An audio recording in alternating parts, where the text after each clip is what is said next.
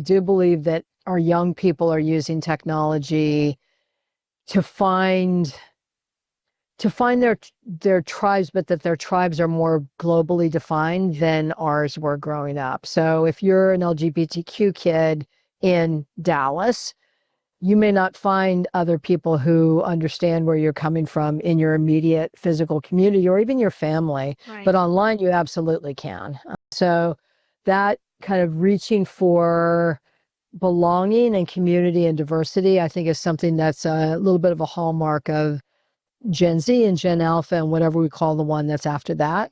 And I do think that that can have a positive impact on their parents. If I mean, just like you convinced your aunt and uncle to care about climate change, I remember when I was in junior high, there was a big anti-smoking crusade, and my mom was like a Marlboro chain smoker, and I would bring home these little smoke choke croak posters that we made in school and put them up all around the house. So good. And she ended up quitting smoking because her kids were sort of shaming her into it, And so I think children have a much bigger impact on their parents than we necessarily think they do, even if their parents feel like they're pretty tightly controlling their education environment.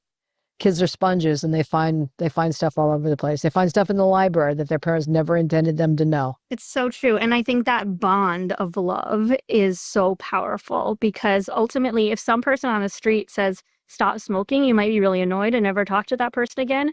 But if your Right. kid who you love is just annoying you about it every day, it's just a different. And we know as teachers, it's all about positive reinforcement. I mean, you just Yep. keep telling people over and over. And, I have the issue of smoking is kind of interesting. My mom quit smoking because she was pregnant and she kept throwing up when she smoked, but I have a couple of friends who smoke, and I've decided that I'm gonna bug them about it. And so I was talking to a friend who's like, he's a boyfriend of one of my friends, and he says, like, you keep telling me to stop smoking, but like this guy says, like, he understands that I don't smoke, it's cultural.